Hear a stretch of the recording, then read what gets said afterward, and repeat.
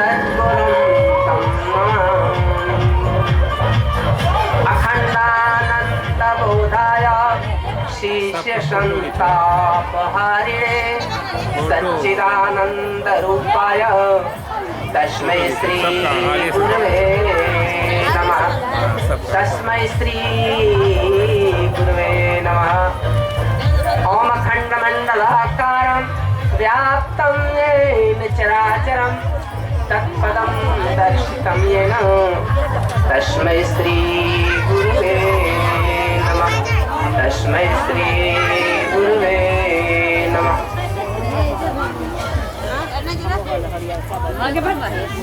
अभी आप लोग पूजा पीठ पर बैठे हुए हमारे वरिष्ठ गुरुहाता श्री लक्ष्मीदास जी महाराज एवं हमारे वृंदावन बिहारी लाल जी, आदित्य भाई, सभी गुरु भाइयों को सादर प्रणाम। श्री माता जी को हम सादर प्रणाम करते हैं। यहाँ के संत शिरोमणि गगन बाबा को नमन करते हुए माताओं बहन को भी नमन करते हैं। यहाँ पर जहाँ तक मेरी आवाज जा रही है वो हम सब यहाँ के ग्रामवासियों को नमन करते हैं। आज गुरुवर के निर्वाण दिवस पर अंतिम बेला का सत्संग चल रहा है। आज आप लोग उकताइएगा मत, क्योंकि गुरुदेव भी आज फोन पर जुड़ेंगे और उनकी अमृत वाणी को आप लोग सुनेंगे।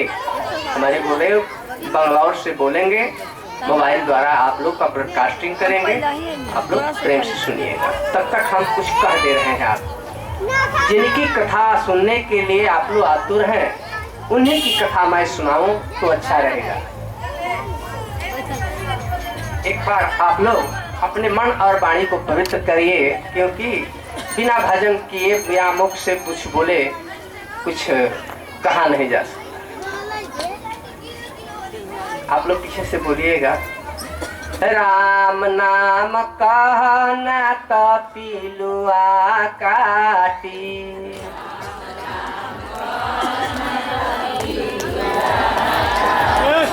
पिलुआ कैसन होला माता जी? छोटे। राम नाम कहना तो पिलुआ काटी।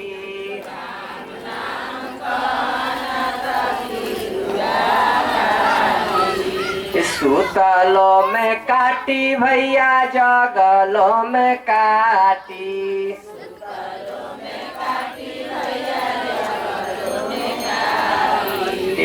सुतलो में काटी भैया, जगलो में काटी।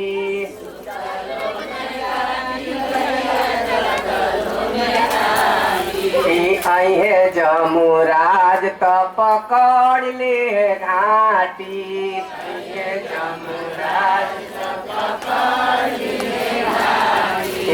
आई है जमराज तो पकड़ ले घाटी।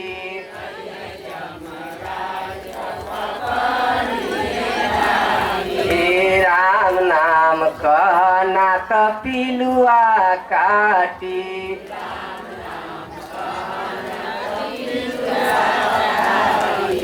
आई बुढ़ापा तो धइले बलाठी।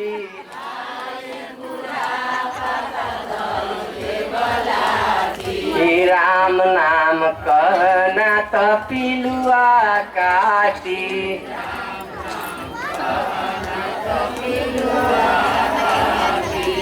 माता जी राम के नाम लेवे के चाहिए, एक मतलब ये है भाई ना, तब पिलुआ जरूर काटी। ऐसे हम लोग सबके मूल वाणी के पवित्र कर देनी है, ध्यान रहे। बोलिए प्रेम से परम पूज्य गुरुदेव महाराज की। एक बात आप लोगों को हम सुनाते हैं। तत्वदर्शी भगत कबीर रहमानी जी महाराज गुरुदेव एक बार स्वामी सत्यनारायण जी महाराज से कहे कि बेटा सत्यनारायण, तुम बहुत गरीब हो, हमसे कुछ वर मांग लो। बाबा सत्यनारायण जी बोलते हैं कि गुरुदेव क्या मांगे आपसे, पूरा भरा हुआ है, जितना हमारा संतोष है उसी में हमारा जीवन गुजर हो जाता है। नहीं, मुझे कुछ नहीं चाहिए, केवल मुझे भक्ति प्रदान कीजिए। ऐसे कहते गुरुदेव ने 3 बार उनसे कहा था कि बेटा सत्यनारायण कुछ मांग लो, लेकिन उन्होंने मांगा नहीं। एक बार की घटना है, गुरुदेव सत्संग दे रहे थे, दादा गुरु सत्संग दे रहे थे। सत्संग के दौरान उन्होंने रिद्धि सिद्धि की बात कही कि रिद्धि, गुरुदेव रिद्धि सिद्धि क्या होता है? दादा गुरु ने कहा कि अच्छा तुमको ये भी कभी दिखा देंगे। लोग कहते हैं कि रिद्धि सिद्धि करने से सारे रिद्धियां सिद्धियां हस्तगस्त हो जाती है, धन वैभव इकट्ठा हो जाता है। बात सही है, लेकिन दादा गुरु ने इस पर कहा कि दिखा देंगे कभी, ये देखने की भी चीज है आंख से। मौन रहे कुछ दिन तक। तब तक एक बार की बात हुई कि एक फकीर आया, बैजनाथ सिंह की दुकान पर वहीं पर बैठे थे, मोहम्मद जुब्राइल जी थे, बैजनाथ सिंह भी वहां थे, और एक काला लिबास पहने हुए एक फकीर आया और उनके दुकान पर बैठे बैठे इशारे से सत्यनारायण महाराज जी को बुलाया, इधर आइए। जैसे मैंने डिग्री भाई को बुलाया कि इधर आइए, तो आ गए। तो दुकान से बाहर उनको बुला करके बेंच था उस पर बैठा दिए और बोले कि मैं आपके गुरुदेव के यहाँ गया था और उनसे कुछ बातें हुई। आपका नाम सुन करके मैं अयोध्या से आया हूँ, मैं अयोध्या से आया हूँ। कहते हैं सत्यनारायण जी महाराज कि जब हमारे गुरुदेव के गुरु भाई हैं तो हमारे भी आप गुरु तुल्य गुरु हैं, तो आज यहीं रहिए, सत्संग होगा, गुरुदेव भी रहेंगे, आप भी रहिएगा। तो गुरु की कृपा है। तो अंदर बुलाए तो कहले, तो इन्होंने दुकान से, दुकानदार बोला कि इनको 1 रुपया दे दीजिए। वो 1 रुपया निकाल करके जो ही देते हैं तो कहते हैं कि मैं भीख मांगने के नहीं आया। फिर बोला मैं भीख मांगना नहीं हूँ, भीख मांगने नहीं आया हूँ। तो अब तो बाहर आइए। तो इन्होंने कहा कि समझा नहीं इस चीज को। फिर कहा कि अच्छा 2 रुपए दे दिए। तो हाँ 2 रुपया, 8 नहीं 50 पैसा, तो 1 रुपया, 1 रुपया दिए तो वो 2 रुपया हो गया। इस चमत्कार को देख करके इनके मन में थोड़ा सा भ्रम हुआ, कैसी बात है। तो बाहर गए तो बैठे बैठे वो काला लिबास पहने हुए फकीर बोला कि मुझे इसी बगल में दावत है, मैं वहीं चला जाऊंगा, रात को मैं आऊंगा लगभग 12 बजे। सत्यनारायण महाराज जी बोलते हैं कि 12 बजे तो हमारी टाली का मकान है, तो बताने की जरूरत नहीं है। मैं आपके परिवार में कितने सदस्य हैं, आपका घर कितना है, कौन कौन बच्चे का नाम है, मैं सब जानता हूँ। यहाँ तक कि मैं आपके गुरु को भी नहीं जानता, और जो आप नाम जपन करते हैं मैं उसको भी जानता हूँ।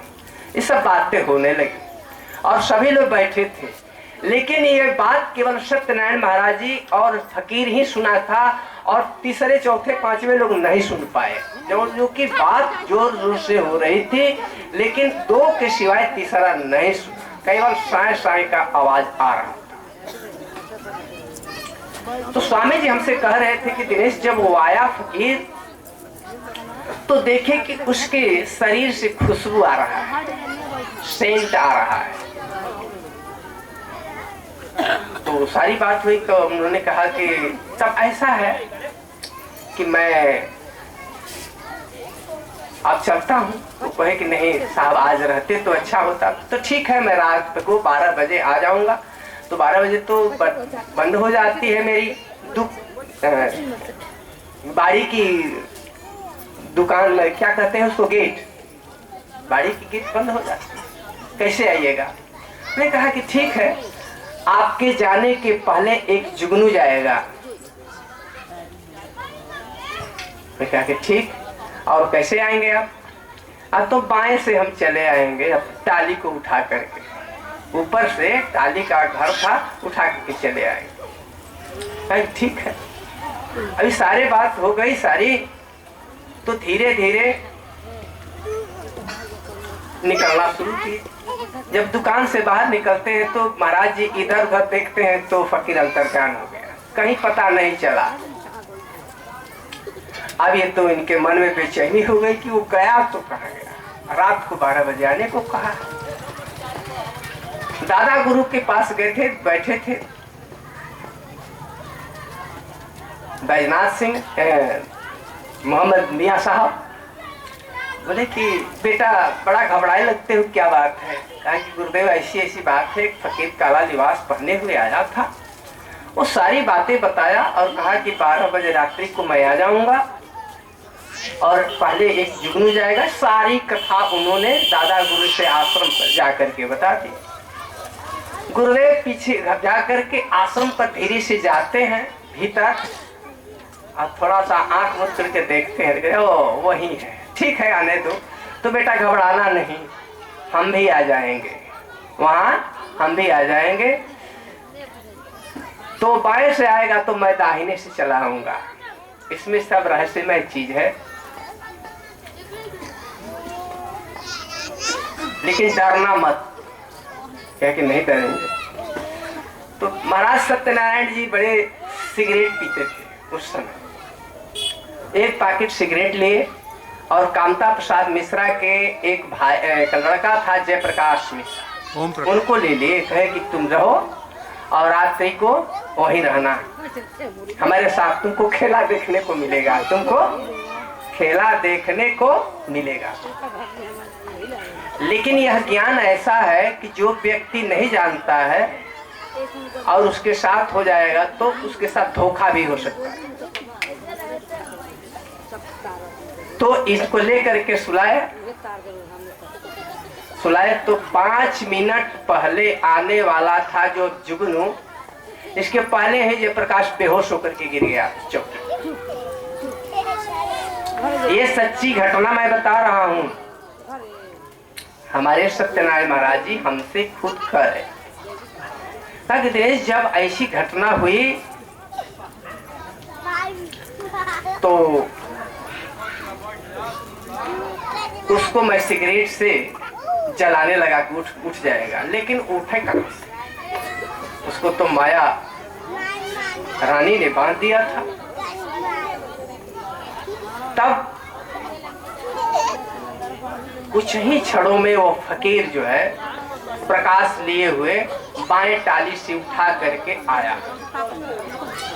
जब आया तो अब दाहिने साइड से तुरंत गुरुदेव पहुंचते हैं दाहिने से, और दोनों प्रकाश में टक्कर होने लगा। ये 12 बजे से लेकर के 12:15 बजे से लेकर के लगभग 2:30 बजे तक ये घटना हुई। बैठे बैठे ये सब कॉपी और कलम लेकर के सारी घटना को लिख रहे थे और देख रहे थे। और उस जुगनू में और इतना आवाज था, वो कहते थे कि सब मानो हमारा कान फट जाएगा। एक हवाई जहाज की आवाज जैसा गूंजने लगा, पूरा कोठरी और प्रकाश से जगमगा रहा था, और जो लाइट जल रहा था वहां सा जल रहा था वो अंधकारमय हो गया, काला हो गया। केवल गुरु का प्रकाश और उस फकीर का प्रकाश। और लड़ाई 13 बार टक्कर हुआ उस दोनों में इस बात को लिखते लिखते जब समय हो गया, एक पे एक सारी मामला जब शांत हो गई, गुरुदेव और फकीर दोनों लोग चले गए अंतर्ध्यान। और सत्यनारायण महाराज जी के पास जो सोया हुआ जयप्रकाश थे वो उठे, कहे कि भैया हमारे शरीर में, बदन में जलन क्यों हो रहा है?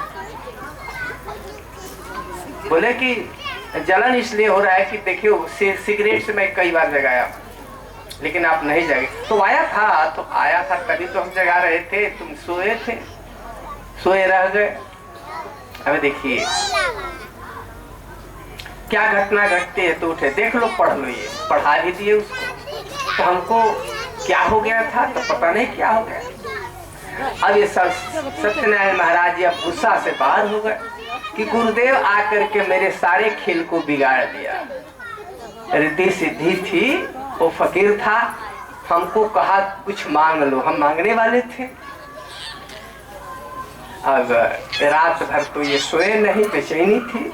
और गुरुदेव सारी लीला करके चले गए। सुबह के वक्त पता चला, गुरुदेव कहते हैं कि अपने आश्रम पर है और इधर मियाँ साहब जिब्राइल मियाँ कहते हैं कि एक फकीर आया था, वो बोले कि आएगा रात्रि को। हम भी चाहते हैं कि थोड़ा सा सुबह ये लोग पहुंचे। गुरुदेव कहते हैं कि हम भी चलते हैं, चलो देखा जाए क्या हुआ। ड्रामा तो सब मालिक लीला वही करते हैं और फिर वहीं पर्दा डाल देते हैं। ये गुरु की महिमा है। कहते कि चलो बेटा देखें हम भी। तो जाते जाते एक गेट खोले, दोनों महापुरुष पहुंचे वहां पर। जाते ही रमानी बाबा बोलते हैं कि बेटा आप बहुत नाराज हो मेरे ऊपर, ये बताओ 3 बार हम तुमसे कहे कि बेटा मुझसे कुछ मांग लो, बहुत गरीब हो, तो तूने कहा कि साईं इतना दीजिए जामे कुटुंब समाए, मैं भी भूखा ना रहूं साधु न भूखा जाए। आपने कहा था ना, तो तू लालच में कैसे पड़ गया? जब यही शब्द रहमानी बाबा कहते हैं तो इसका माया का पर्दा तुरंत फटा। गुरुदेव के चरणों में जाकर के रोने लगे कि गुरुदेव हमारे समझ में नहीं आया। तो अब पहले बता दिए, तो बेटा पहले बता दिए होते तो खेला खत्म हो जाता। वही रिद्धि सिद्धि थी। बोलो प्रेम से गुरुदेव महाराज की। ये देखने की चीज है। आज गुरु सत्ता के तरफ से मैंने इसलिए कहा कि निर्वाण दिवस के अवसर पर गुरु की ही कथा मैं कहा, दूसरे की कथा क्या कहूँ। गुरु का संदेश जिस प्रकार से गुरुदेव ने मुझे बताया वैसे मैं आपको कह दिया, ठीक उसी प्रकार से जैसा का तैसा। एक कबीर साहब की युक्ति है,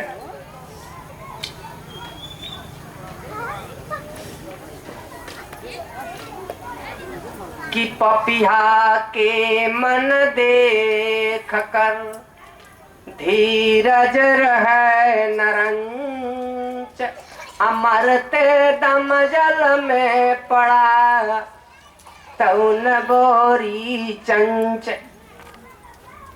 पपिहा एक पक्षी होती है।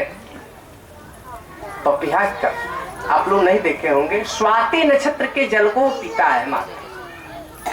और स्वाति नक्षत्र आता है कार्तिक और अगहन के मध्य में, अगहन में, और इस नक्षत्र में जल होता है। और वह स्वाति नक्षत्र का जल पी करके ही वह गर्भ धारण करता है और उसी की आस में रहता है। वो जल में खड़ा है और पानी के बिना उसका दम निकल रहा है, उसका श्वास निकल रहा है, लेकिन वह पक्षी कैसा है कि कभी जल नहीं पीता, केवल उस स्वाति नक्षत्र के जल की इच्छा करता है। लेकिन हम लोग क्या करते हैं, सब जगह घुमाते हैं, मथुरा प्रयाग काशी हमारी ये हेमंता जी ने गाया, कितना सुंदर भजन। पढ़ी लिखी नहीं है, लेकिन सरस्वती ने इनको वर दिया है। स्वर संगीत सुनी रहे हैं इनका, ये गुरु की कृपा ही है।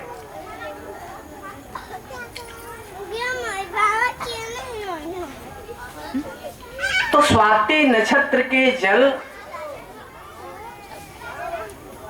मुंह खोल करके, अपना चोंच खोल करके, और वो रखता है कि कब ये जल का बूंद गिरेगा तो मैं उसको पान करूं। साल में एक ही बार पीता है। हम लोग बार बार पी करके भी परेशान हैं। हम पक्षी से, इस पक्षी का उदाहरण देते हैं। ये भी पक्षी है, जब उड़ जाएगा तो कोई पकड़ नहीं पाएगा। आज ही पकड़ लो इसे, गुरु के चरणों में पकड़ लो, गुरु के चरण को, तेरा कल्याण होगा। जब वो स्वाति नक्षत्र का जल पीता है तो उसका गर्भ धारण होता है, और वही स्वाति नक्षत्र का जल बांस के ऊपर पड़ता है तो वंशलोचन हो जाता है, और गाय के मस्तक पर पड़ता है तो गोलोचन हो जाता है, हाथी के मस्तक पर पड़ता है तो गजमुक्ता हो जाता है, मेढक के माथे पर पड़ता है तो लाल हो जाता है, सर्प के माथे पर वही स्वाति नक्षत्र का बूंद पड़ता है तो मणि हो जाती है, और वही स्वाति नक्षत्र का जल मनुष्य के माथे पर पड़ता है तो मोतियाबिंद हो जाता है। वाह, कितना सुंदर बाबा कबीर साहब ने उदाहरण सुंदर दिया है कि हम लोगों को मोतियाबिंद हो गया, दिखाई नहीं देता है। तो मोतियाबिंद का ऑपरेशन कौन करता है? डॉक्टर करता है। लेकिन कौन सा मोतियाबिंद? हृदय रूपी आंख हमारी बंद है, और जब गुरु ज्ञान देता है तो हमारी दिव्य दृष्टि खुलती है। अंतर की आंख, दो आंखों के मध्य में तीसरी आंख है, जहां हमारी माताएं बहनें बिंदियां करती है, यही दिव्य नेत्र है। इसलिए हमारी गुरु परंपरा के अनुसार नारियल लेकर के ज्ञान दिया जाता है, वो भी रहस्यमय चीज है, और आप लोग नारियल चढ़ाते हैं। वही हवन में भी उसी क्या काम में आता है, उसी काम में आता है नारियल।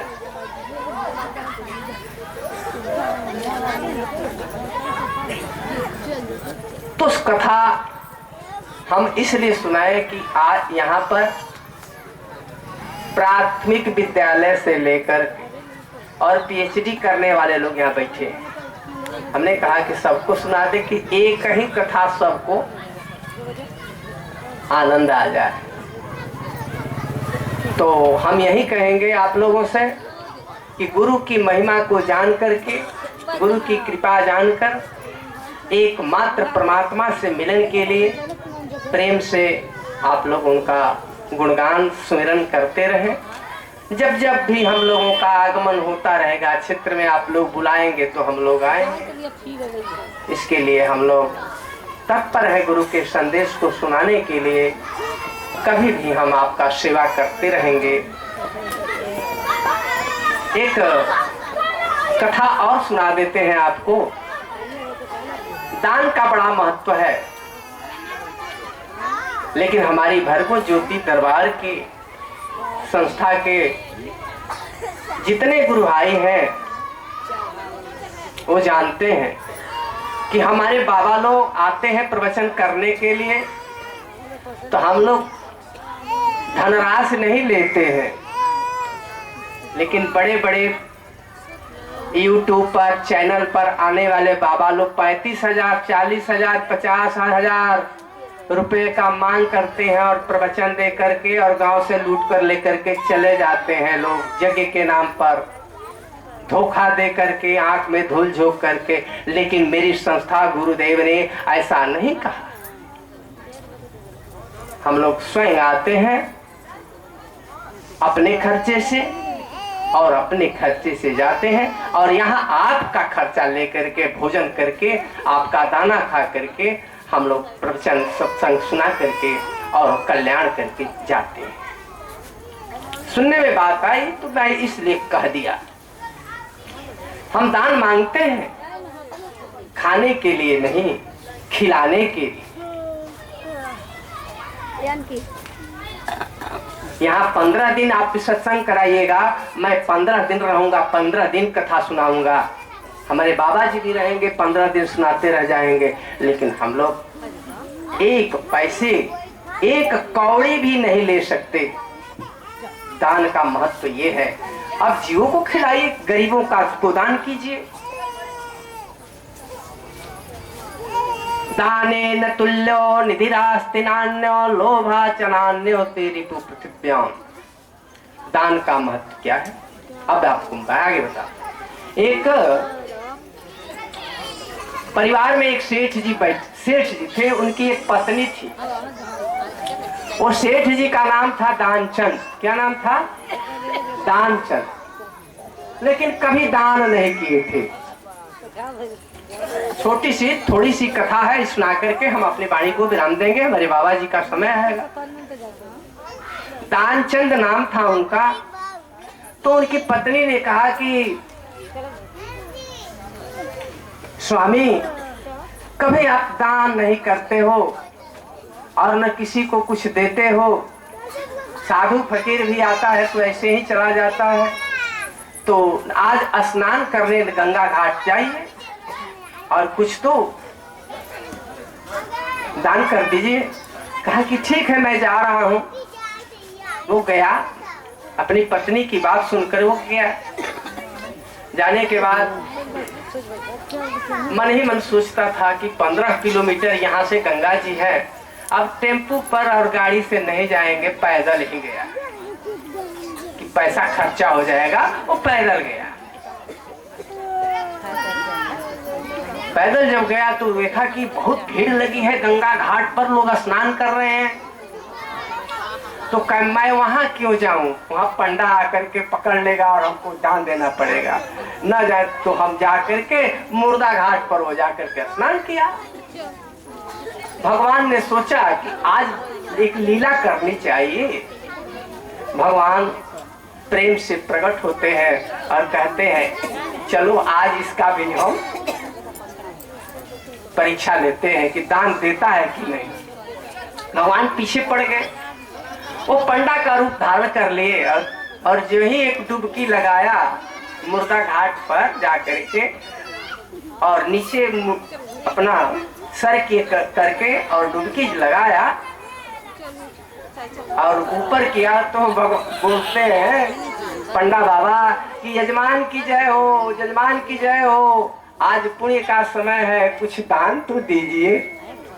लाइए उन्हें नाथ रही तो भीड़ रहा तो यो आ गई, हमारा जान ना छोड़िए। कहा कि यजमान अरे 1 साल का अन्न दान कर दो। कहा कि बाबा अरे 1 साल हमारे पास कहाँ है कुछ, जिसके पास धन है उसकी बात मैं कहता हूँ, कहाँ है मेरे पास। अच्छा बाबा जाए दिन 6 महीना का दे दीजिए। बाबा जी एक बार कम कर दिए, 6 महीना का कर दो। अरे 6 महीना का नहीं दे पाएंगे। अच्छा 3 महीना का कर दो ना। अच्छा 1.5 महीना का कर दो, नहीं तो अभी दे जाते हैं। अच्छा भैया अच्छा 15 दिन का कर दो। तो कहेगी नहीं नहीं बस का नहीं। अच्छा 1 सप्ताह का, अरे अभी तो बहुत ज्यादा है बाबा जी, कहाँ से दे पाएंगे। अच्छा जाने दो 3 दिन का। अंत में कहेगी अच्छा 1 दिन का भी तो दे दो दान। कहे कि ना वो भी दे दे। अच्छा जाने दो 1 कौड़ी। अच्छा हाँ 1 कौड़ी दे देंगे, चलिए 1 कौड़ी पर चलो 1 कौड़ी का संकल्प कर दो।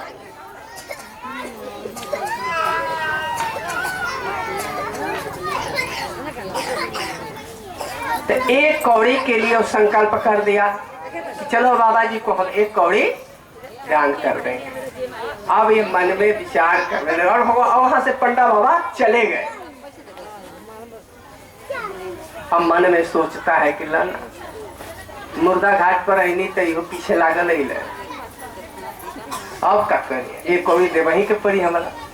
तो गई रही, फिर अब इधर से थके माथे उधर से आया है, अब फिर इधर से पैदल ही जाता है।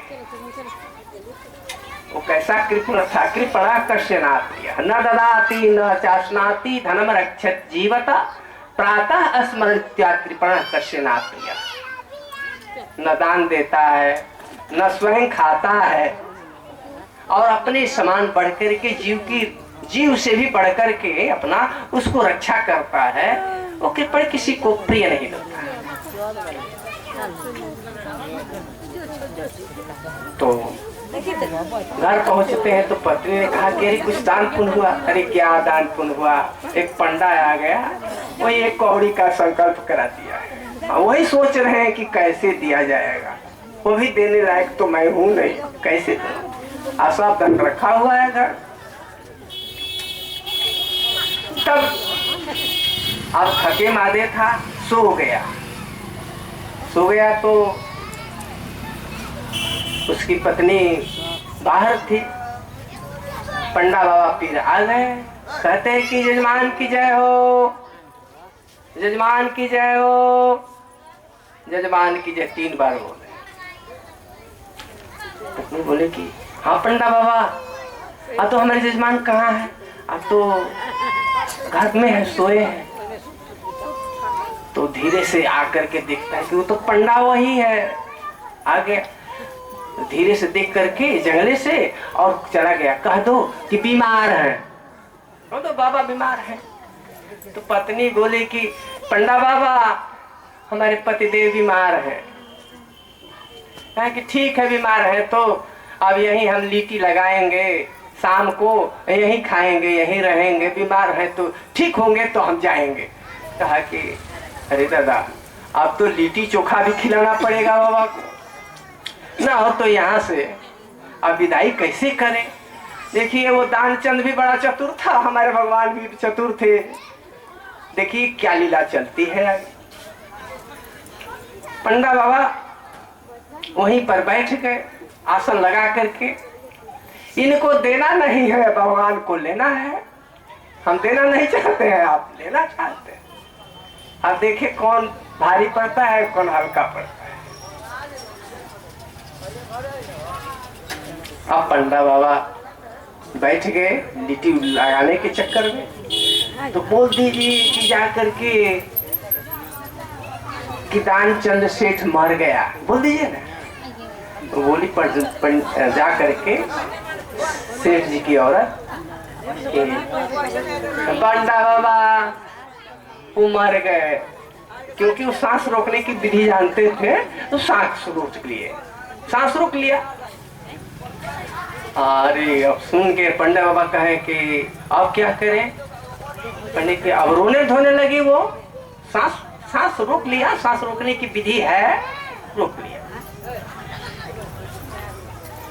अब पंडा बाबा क्या करते हैं कि पूरे गांव में सूचना दे देते हैं कि दानचंद मर गया, दानचंद मर गया। और सब लोग दौड़ करके आते हैं, देखते हैं कि अरे सांस उस चल ही नहीं रहा है तो वास्तव में मर गया। सभी लोग मिल करके, घर वाले, टोले वाले, एक तो पत्नी थी वो रो रही है, विलाप कर रही है, बांस उस कटाई शुरू हो गई। और वो कह रही है कि अभी मरे नहीं है, तो बोलते कि नहीं मर गए हैं, इनका कोई सांस नहीं चल रहा है, हम लोग देख रहे हैं, कोई नाश नड़ी नहीं चल रही है। और पत्नी रो रही है कि नहीं अभी मरे नहीं है, तो कभी नहीं मर गए हैं। पंडा बाबा कहे कि मर गए हैं। सब लोग मिले जुले और इनको अर्थी पर सुला करके और बांध करके रसरी से मुर्दा घाट ले गए कि इसको जला दिया जाए। अब पत्नी रोती बिलखती रह गई, लेकिन कोई माना नहीं, इनको लेकर के घाट पर चला गया। घाट पर जाने के बाद क्या हुआ, पंडा बाबा धीरे से कान में कहते हैं, अरे दानचंद, अरे मैं भगवान विष्णु हूँ, आंखें खोल कर तो देख ले। यही पलक उठाता है, देखा कि वही पंडा बैठा है।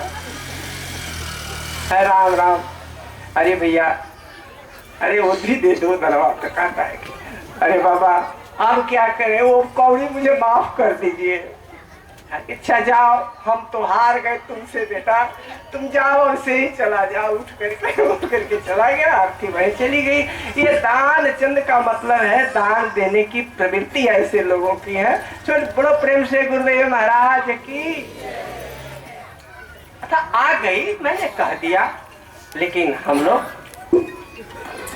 दान का मतलब ये है दान देना चाहिए गरीब को, साधु फकीर को। आया अतिथि आया, एक मुट्ठी के अन्ना के लिए दे दो, कल्याण हो जाएगा तेरा। हेलो प्रेम से परम पूज्य गुरुदेव महाराज की जय। यदि समय मिलेगा तो हम और कथा सुनाते रहेंगे आपको। तब तक हम अपनी वाणी को विराम देते हैं और हमारे भाई बैठे हैं, आप कुछ अपना आशीर्वचन हमारे भक्तगणों को आप अमृतमय वाणी से पान कराएं।